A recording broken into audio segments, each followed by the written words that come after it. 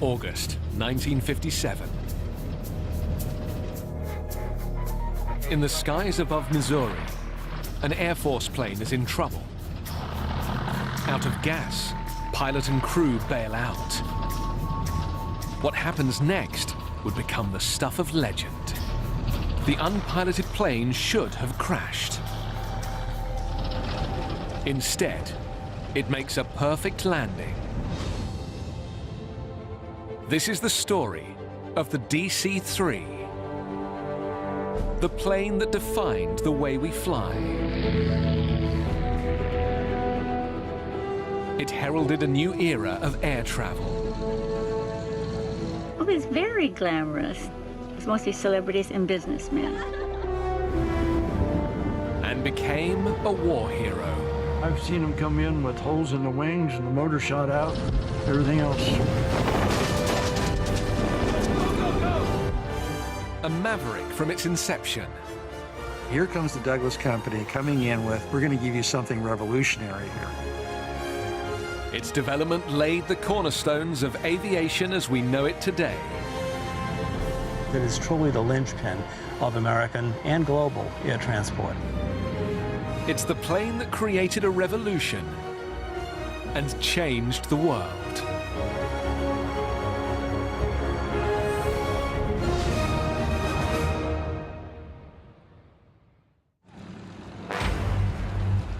June 5th, 1944.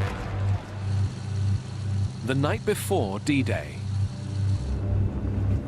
13,000 US paratroopers board a fleet of C-47 planes bound for France.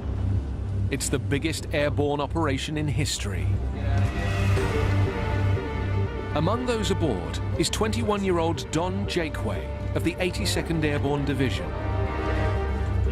We were sitting on the plane as we were going over. I was kind of sitting back and I'm thinking to myself, what am I doing here? They'll need to fly low over territory bristling with German anti-aircraft guns. But their planes have no weapons, nor even protective armor. Because the C-47 is actually a DC-3, a passenger plane lightly modified for the military. The odds of surviving their mission are horrendous. General Ridgway said, you can expect 85% casualty rate. That means 85 out of 100 will not make it. But the paratroopers have faith that the big ugly plane they call the Goonie Bird will get them to their destination. One of the pilots that night is Julian Bud Rice. C-47 tended to flap their wings like a bird out there, you know. They had very large wingspan, and so they tended to bounce around a lot. They were very reliable. The fleet fly in close formation, according to plan, across the English Channel. But on reaching France, they run into trouble. We hit landfall. Suddenly, there was a land fog. Everyone in the formation disappeared from sight. It was total blackout. When Bud emerges from the fog, all hell breaks loose. When I came out, I could see a lot of planes hit by flak and exploding in the air. And others that maybe collided went down. This was 5 minutes of just sheer terror. The Allies are depending on the C-47s to make it through, deliver the paratroopers, and help liberate France from Hitler's clutches. It's a heavy burden for a military aircraft, let alone for a plane that began life as a regular passenger airliner.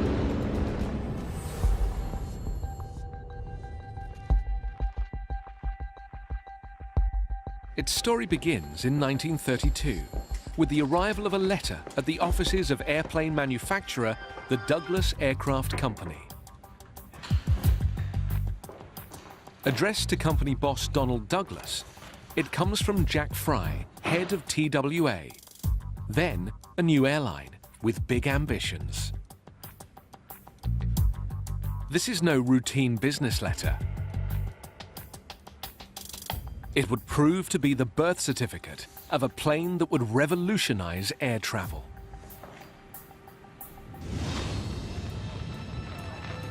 In the 30s, the passenger airline business is still in its infancy, and flying is wildly expensive. The cost of a ticket to California from New York was about $300. It still is. But in 1930, that could buy you a car. With the US in the midst of the Great Depression, flying is strictly for the super rich. But a flight aboard an early commercial airplane is far from luxurious. You see the advertisements and everyone's happy and smiling and eating well. But that was not the reality. They were noisy, drafty, uncomfortable, relatively slow. You had a lot of engine fumes and gas and waste under the cockpit. People did not feel very well necessarily after flying these. You were flying 5,000 feet above the surface, so you're in the very turbulent air. On a lovely, calm day, you had a very smooth ride. If not, you were bounced all over the sky. Worse, taking a flight in the early passenger planes could be downright dangerous. In 1931, disaster strikes. A TWA plane with 8 people on board crashes into a Kansas prairie. An airplane fell apart literally in the sky, killing all its passengers, one of whom was Knute Rockne, the legendary football coach of Notre Dame. It wasn't weather, it wasn't pilot error, that the darn thing had rotted out from inside.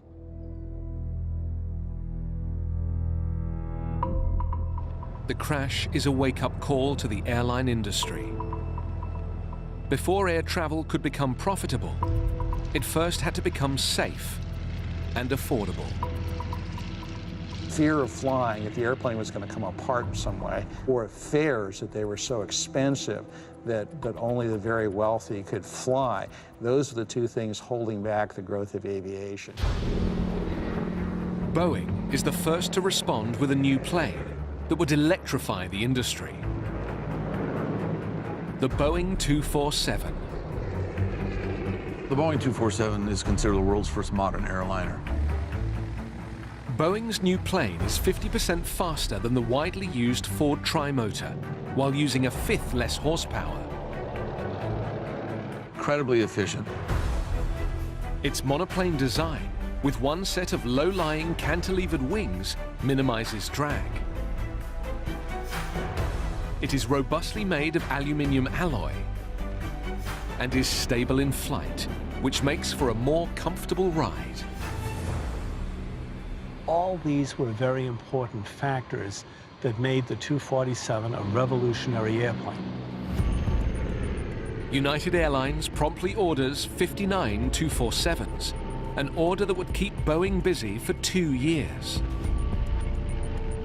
That leaves United with the best plane on the market and its rivals out in the cold. The Boeing company made it very clear to the airlines that you can have our 247 after United has all theirs. One airline isn't prepared to wait. The boss of TWA issues his momentous challenge to the aviation industry. Build me a plane to rival the 247. Among the companies that responded to that was the Douglas Company of California, headed by Donald Douglas. Donald Douglas was one of the great names in aviation history. He'd been around since the very beginning. Douglas is a trained engineer and highly respected in the business. His word was his bond. He made countless deals selling airplanes on a handshake and paperwork to follow. He was that well respected. Douglas is renowned for building sturdy planes for the military. But TWA bosses don't just want a 247 clone. They want something bigger. and better.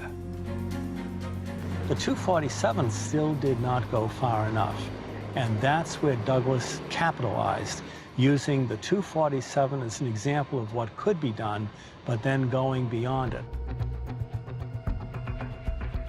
Designing a passenger plane to beat the game-changing Boeing 247 is going to be no easy feat. So Donald Douglas puts his best man on the job. His protege, engineer Arthur Raymond. Raymond is an authentic American genius, a man with drive and ambition. Doug foresees him not only as a top flight engineer, also somebody who will get the job done. Douglas gives Raymond just 7 days to come up with a design. The spec is ambitious. The new plane would need to be able to fly 25% further, 1,600 kilometers non-stop, and carry 12 passengers, 2 more than the 247. It's a big gamble. If Raymond gets the design right, it would transform the fortunes of the Douglas Aircraft Company. If he fails to deliver, the company faces bankruptcy.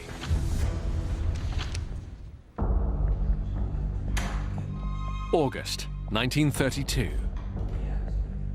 Douglas Aircraft's mastermind engineer, Arthur Raymond, pitches the design for their new passenger aircraft, the DC-1, to TWA. They are taken aback by what they see. When TWA saw the initial concepts for this machine, there was a big question mark because it was a twin-engine airplane. The Boeing 247 had proved that 2 engines could work.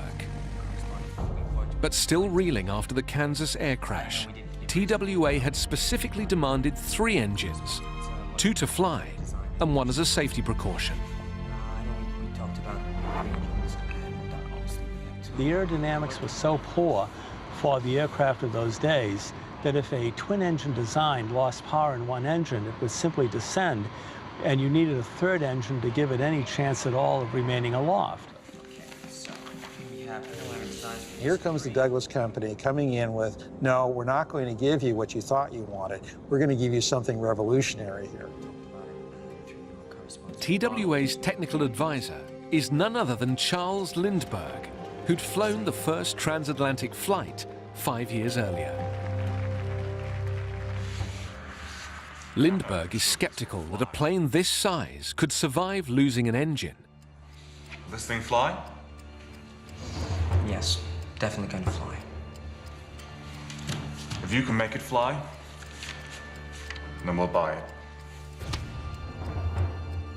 Raymond bet the company on the DC-1. Their costs were not covered in the original contract. They weren't going to make money on this thing until after they had delivered over a certain number of airplanes. Raymond had used a complex aeronautical formula to design the DC-1. To prove it could fly on 1 engine, he turns to nearby Caltech, which is pioneering a new aviation technology, wind tunnel testing. One can arguably say that the Douglas DC-1 represented the first scientifically designed American airplane, and playing the key role in doing that was really the tunnel tests that were done at Caltech. The initial tests are deeply troubling. Despite the bold promises to TWA, the DC-1 is fundamentally unstable and prone to turbulence, even with both engines working normally. It had to do pretty much with the center of gravity problem and how this wing and the fuselage fit together. Raymond doesn't give up.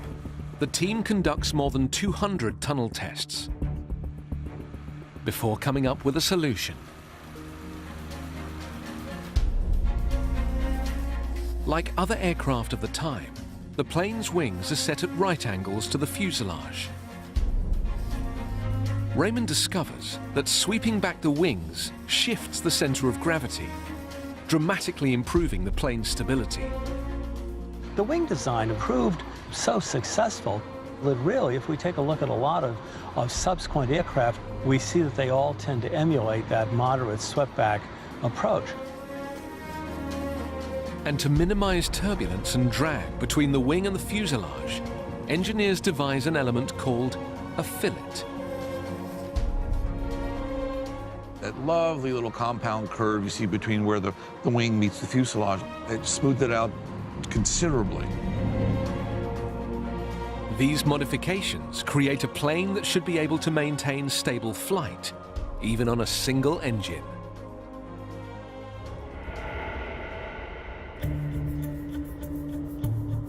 Wind tunnel testing has come a long way since the early days to become a fundamental part of the aviation design process. The Airbus A380 went through 5,000 hours of wind tunnel tests, finessing everything from ice prevention to noise reduction.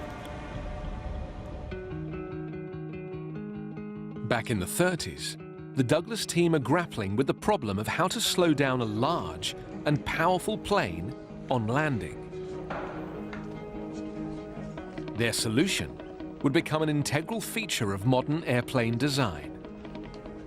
Back then, you didn't really have runways. You had large fields. You can't ask the city to build a whole new airport for you just for your one airplane. So you try to make the airplane fit. So how do you slow it down, slow enough to have a comfortable landing, yet maintain the ability to go fast? And one of the solutions is flaps. Wing flaps, as pioneered by Douglas, are now used on all modern airliners. On approach and landing, lowering the flaps helps to bring the plane to a halt more quickly. And while lowered for takeoff, they dramatically increase a plane's lift, meaning it can take off at slower speeds, using shorter runways. The DC-1 never went into production, but acts as a stepping stone to an even better version. In May 1934, Douglas reveals their new plane, the DC-2, a 14-seater. It's even faster and more powerful than its predecessor, and immediately sets the air industry alight. The DC-2 came on the scene with a bang. TWA flew this brand new airliner across the country in record-setting time. We have an airplane that's faster than anything that even the Army has. It was very dramatic, got headlines. The DC-2 could carry 4 more passengers than the rival Boeing 247. It offered a faster, smoother ride and needed fewer refueling stops. The plane is a hit, and Douglas production lines go into overdrive. When the aircraft entered service, it was obviously the airplane to have, and immediately made the 247 obsolescent. Douglas had scored a major coup against its rival Boeing. But its greatest contribution to commercial aviation is yet to come.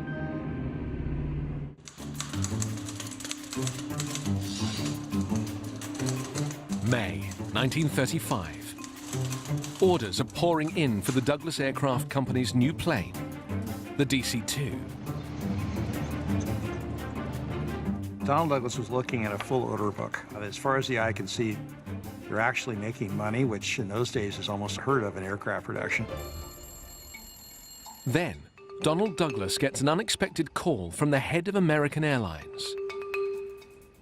C.R. Smith wants the DC-2 for his fleet, but with a twist.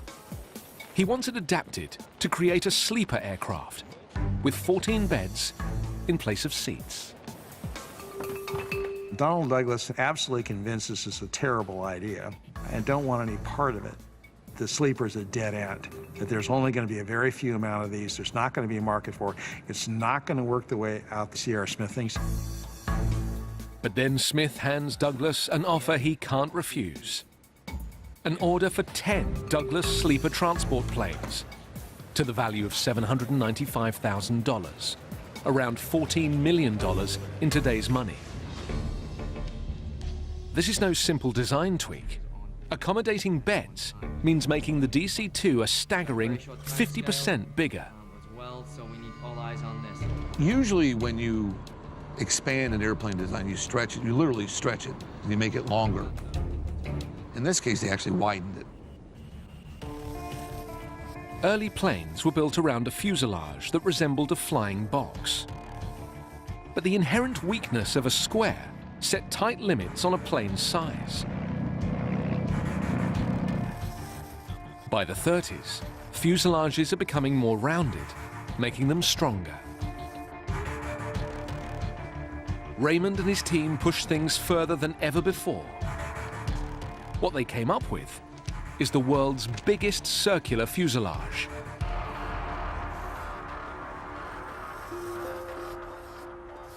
A cylindrical shape is not only supremely aerodynamic, but also very strong, distributing forces evenly around the structure. The round fuselage shape enhances the strength of the aircraft. There's no real failure points on it, no hard corners or anything like that. It's just a remarkably strong design. Combined with the single-skin metal fuselage of the DC-1, which helps to support the structure, the new design would allow a big leap in size and weight. Douglas pulls it off again, creating the world's largest and most fuel-efficient modern airliner. Yet sleeper planes never catch on with passengers and are swiftly dropped. But Donald Douglas isn't about to stand by and see his groundbreaking new plane mothballed. The more that Douglas and Raymond started thinking about it, then they started thinking beyond the sleeper transport. It didn't take long, it was very quick. Douglas realizes that replacing the beds with seats would increase the number of passengers by 50%. The DC3 is born. A wonder of engineering, it lays the foundations for the modern airliner. It takes 6,000 people and 500,000 rivets to build every one. Above all, since it uses only 3% more fuel than its predecessor, the extra 7 passengers the DC-3 could carry make it the first ever profitable commercial airliner. The Douglas team have achieved an extraordinary breakthrough, an airliner that makes mass air travel possible. When the DC-3 came along, there was a real recognition that a new standard in air transport had arrived. Air transport was no longer merely the stuff of the adventurous, it was becoming routine. Flying coast to coast had meant a 25-hour ordeal. Now, the DC-3 cuts that journey time almost in half. But above all, the DC-3 makes passengers feel safe. It wasn't going to make strange noises. It wasn't going to smell funny with the gasoline fumes coming through. It was going to have heating in it, and so it wasn't going to be cold in wintertime. The whole key for the airline industry was to make this normal and safe, and the DC-3 makes it normal and safe. It quickly became the airplane of choice of airlines all over the United States and quickly around the world, best they could get a hold of them. Flying is now glamorous. The journey becomes the destination. Would you like a cigarette, sir? No, thank you. We'll have a magazine when you have time. I'll bring one right up. Thank you. Passengers recline in new levels of luxury, not an option in smaller planes. The DC-3 helps to popularize a new role in aviation: the air hostess. Vicky Herrell was one of a new breed aboard TWA's DC-3 fleet in the 1940s. It was very glamorous. I mean, TWA was known as the glamour airline. So it was mostly celebrities and businessmen. You really got to know your passengers. And the men would ask you, what your phone number was and stuff like that. Can I call you when I get to New York? Can we eat dinner? For the new air hostesses, working 3,000 meters up is better than any job back on the ground. I enjoyed it so much. I mean, it was just exhilarating. I loved my job. As one of the few jobs considered suitable for women, competition is intense. In 1935, 2,000 women apply for just 43 positions offered by TWA. Entry requirements are tough. Applicants have to be between 1.52 m and 1.62 m and weigh between 45 and 53 kilos. The weight restriction, they were very strict about that. And in fact, after you started flying, we had weight checks every 6 weeks. If you were caught like 3 or 4 times being overweight, then you were fired. And the training isn't just about looking good. We had to learn everything about an airplane, theory of flight. We studied meteorology, aerodynamics, because people weren't flying very much in those days. I mean, it was so new. A key part of the job is reassuring passengers unused to flying. And some people would be extremely nervous, and of course I would calm them, try and calm them down, and I could do that. I could do it. And hostesses must come prepared for every eventuality. They would wear a cape that had large pockets. And in this pocket, they would have to carry a wrench, a hammer, and a railway schedule. Because if, in fact, the weather got too rough, they would have to land the aircraft, and the stewardess would have to make sure that they knew what the train schedule was to take the customer to the train station. 6 years after its launch, the DC3 has sparked an explosive 6-fold growth in US passenger miles. By 1939, 350 DC3s have rolled out of the Douglas factory, making it the unassailable Queen of the Skies. It's estimated well over 80% of all the airliners flying in the United States were DC-2s or 3s. It was just that good an airplane. With the DC-3, commercial aviation came of age. No aircraft in history has earned a greater reputation for dependable service than this universally famous 21-passenger transport. The DC-3 helps boost an economy still recovering from the Depression. Soon, it will be called upon to perform an even more momentous task, helping to save the world from a terrible new threat.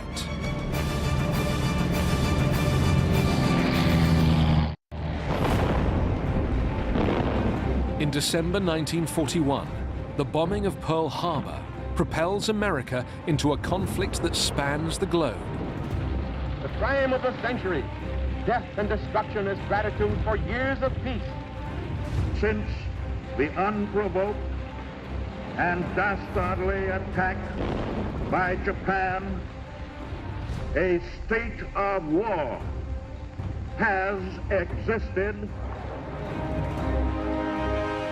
The Army needs a rugged transport aircraft to shift troops and supplies to the front line. But creating a new plane from scratch would take too long. Luckily, the US government and military have already foreseen the need for just such a plane. They took a look around at what the airlines were flying. They were flying superb transport planes, particularly the DC-3. The order comes down. Get the DC-3 ready for war.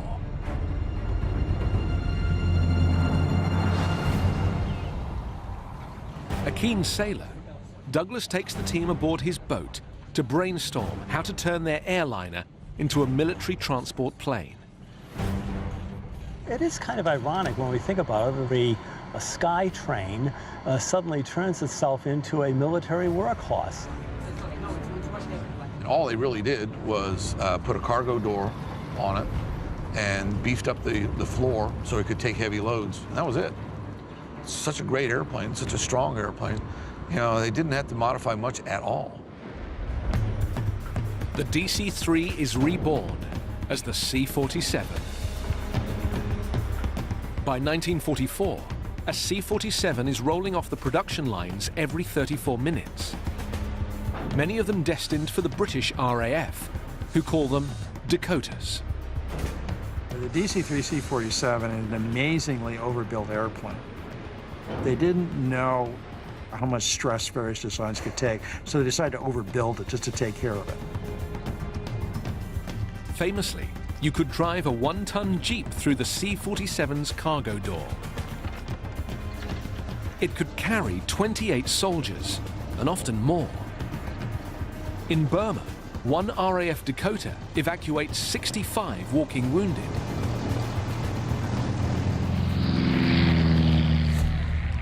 The C-47s and Dakotas haul troops and supplies to every theater of the war. The C-47 was critical for the war effort. General Eisenhower claimed it's one of the most important war-winning weapons that the Allies had. Perhaps the C-47's finest hour comes at the most critical moment of the war. On the eve of D-Day, Julian Bud Rice flies an unarmored C-47 carrying 21 paratroopers across the English Channel and into a barrage of enemy fire. You could see the anti-flak burst coming from the ground and the tracer bullets coming up. It was almost impossible to avoid everything, so you were lucky just to take some machine gun fire. Your 6-minute warning, rise and shine! As his C-47 enters the drop zone 8 kilometers from the French coast, 21-year-old Don Jakeway prepares for the most terrifying moment of his young life. The jump master stood there in the door. Go, go, go! And if you froze in the door, he had orders to shoot you. 1, 2.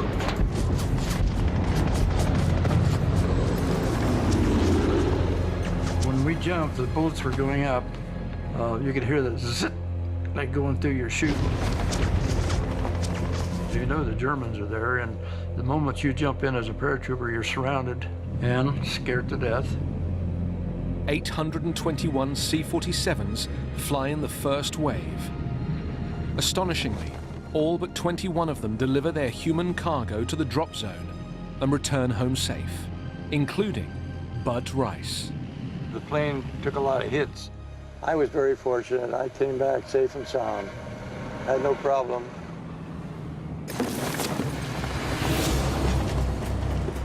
Don Jakeway goes on to spend nearly 8 months fighting his way through occupied Europe before being shot by a Nazi sniper.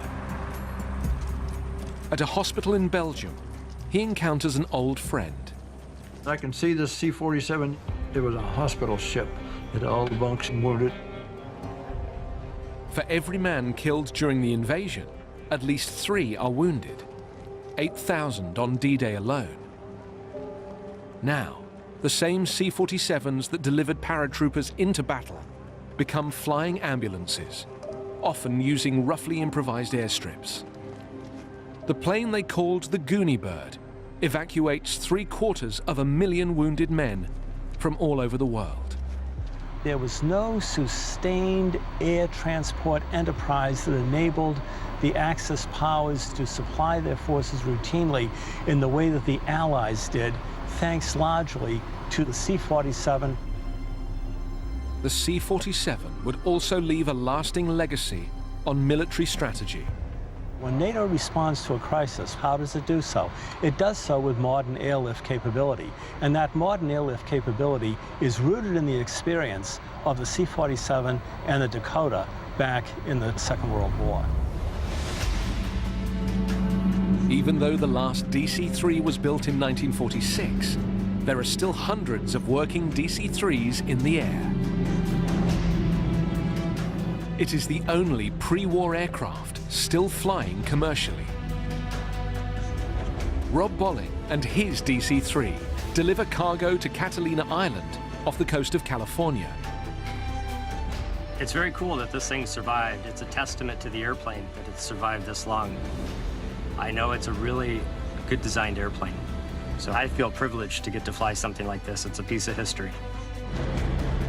Rob moves 1,300 tons of freight every year, whatever the conditions. It's very controllable with difficult crosswinds. It's right there for you the whole way down as long as you treat it right. Despite being 69 years old, his DC-3 is still a rugged and economical cargo plane. That's the good thing about the DC-3. It can move stuff for not a lot of money.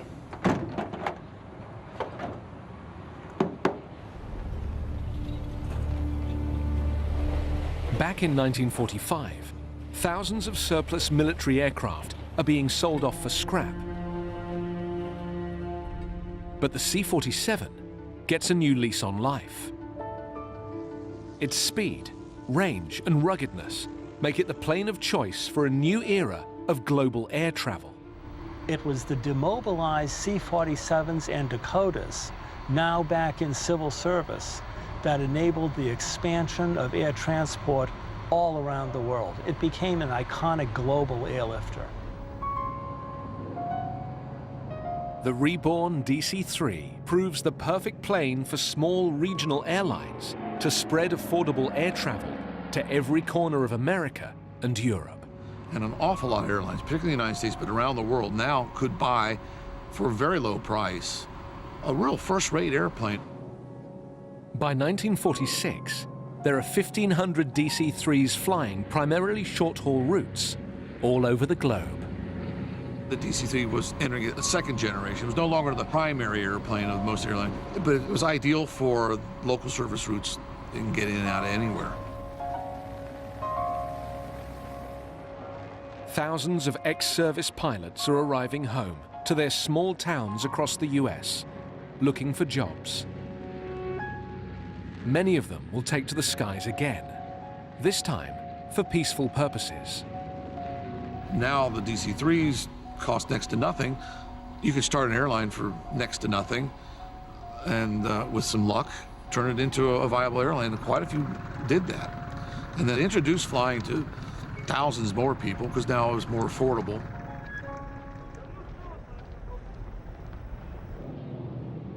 Yet even as the peacetime civil aviation boom gathers pace, the DC-3 is again called to assist in a new conflict threatening the globe. On June 24, 1948, Stalin fires the first salvo of the Cold War. The Soviets mount a blockade of Berlin, cutting off supplies to the sectors of the city under Allied control. The aim? To starve the people into submission and annex the city. As conquerors, the Russians are treating the Germans with the calculated severity due an enemy people. In the British sector, one young Berliner lives with her parents and two younger sisters. When the blockade begins, Stephanie Plum is just 16 years old. They closed the roads, they closed the seaways, they closed everything. Conditions were very bad. We had just gone through a war, and really, Berlin was demolished. The main power station is in Soviet-controlled East Berlin, leaving locals at the mercy of the Russians. Whenever they felt like it, they shut the electricity off, the water off. There was not enough food. The children were the first ones to go. The situation is bleak. But what the Berliners don't know is that the Allies are hatching a rescue plan. And at its heart is the C-47.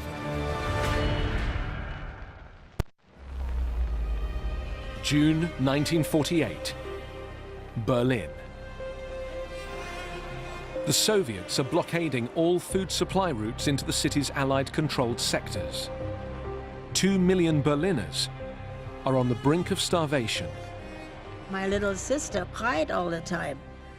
Cried because she was hungry, and all we gave her was water. Like many other Berliners, Stephanie Plum is driven to desperate measures. In the apartment we were living in, there were reams of white tissue paper. I found them, what a find. So we ate the tissue paper with a little water. And the Russians thought, you know, Americans would give us up. No, they didn't. They didn't.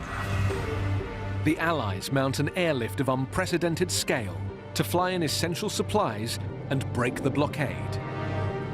With their 3-ton payload, the C-47 and the Dakota are the obvious choice to lead the charge. On June 26, 1948, the first C-47s land in Berlin. We heard the planes coming. We thought, what are they going to do? They're bringing food? What's going on? A plane lands every 30 seconds. The Allies ship in thousands of tons of coal, food, soap, drinking water, milk, and medical supplies. Stephanie Plum disobeys her parents to go and see the Allied planes at Tempelhof Airport. The Germans came like ants when a plane landed, cleaned it out, took everything out, fuel in, and the plane went off. And this went on 24 hours. Never was there a stop. Constantly, in thunderstorms, in the rains going sideways, in foggy skies, no landing lights. The sky was for a year, never without planes. But bringing salvation to so many is not without sacrifice. There are 25 plane crashes during the airlift. Pilots must navigate a narrow flight corridor under constant harassment from Soviet planes flying dangerously close. On July 25, 1948, a C-47 smashes into a building as it is landing, killing both American pilots. They were still carrying the wreckage off, and the Germans put up a little memorial plaque. In all, 101 airmen and civilians lose their lives ferrying in the supplies. The airlift continues non-stop for nearly a year.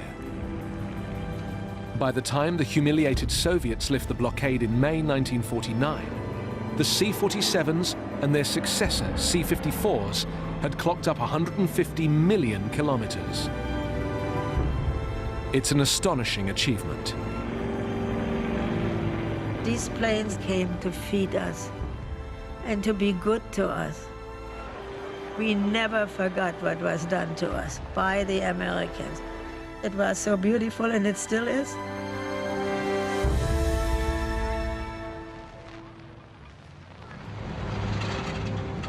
The C-47 goes on to see further conflict in Korea and even in Vietnam, where it's the oldest military plane in service. But by the 60s, its visionary creator is ready to hang up his slide rule. One day, Donald Douglas went to a meeting with an airline about a new model. And he looked around the table, and all of them are accountants and lawyers. There are no engineers, there are no scientists, there are no visionaries, and the fun went out. The world was aging around him and changing, and he didn't care for it. After the war, numerous aircraft designers try and fail to create a replacement for the DC-3. It's dubbed the Holy Grail of airplane design. But nothing can match the versatility, rugged reliability, and economy of the DC-3. The engineers and the designers at the time knew that they knew a great deal. They also knew they did not know a great deal. So they made the airplanes then a lot stronger and a bit heavier than we would today. But because of that, the likes of the DC-3s are still flying, almost unbreakable.